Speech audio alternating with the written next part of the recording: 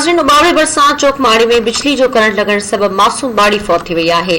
अवांखे ॿुधायूं त वारसन मौजूब 10 वरनि जी बाड़ी सादिया धीअ सनाउल्ला रिद घर में रांदि करे रही हुई त खेसि बिजली जो करंट लॻो। बाड़ी खे ॻणती जोगी हालत में ताल खे अस्पताल आंदो वियो, जिते डॉक्टर संदसि फौत थियण जी तस्दीक कई। नाज़रीन, अहम ख़बर बाबति तव्हांखे आगाह कयूं पिया। उबावड़े बरसात चौकमाड़ी में बिजली जो करंट लगण सबब मासूम ॿारड़ी फौत थी वई आहे। वारसन मौजूब 10 वरनि जी बाड़ी सादिया धीअ सनाउल्ला रिन घर में रांदि करे रही हुई त खेसि बिजली जो करंट लॻो। बाड़ी खे ॻणती जोगी हालत में ताल खे अस्पताल आंदो वियो, जिते डॉक्टर संदसि फौत थियण जी तस्दीक कई। इन जा तफ़सील मालूम कयूं था। उबावड़ो मां हबीब रहमान असां सां टेलीफोन लाइन ते मौजूद आहे। जी हबीब रहमान, वाक़े बाबति अपडेट कजो।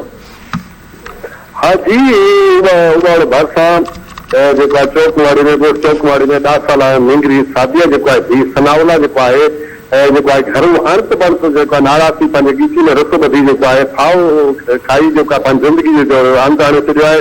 जॾहिं त वारसन मिंगरी जो लाश तगियल बिजली जेको आहे लाथो जो लाश खणाए ताल खे अस्पताल आयो, जिते डॉक्टर जेको आहे फौत थियण जी जेको आहे तस्दीक कई।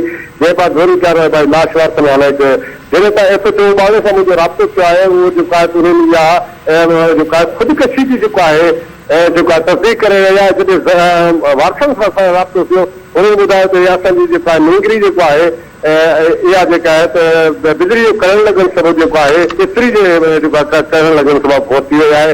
ऐं जॾहिं त SHO उबावड़ो जेको आहे उन तस्दीक कया त न हीउ जेको आहे त ख़ुदकशी जेको आहे करण मालूमात थियो आहे। वधीक असां जांच करे रहिया आहियूं। जी हबीब रहमान, वरी महिरबानी तफ़सील आहे।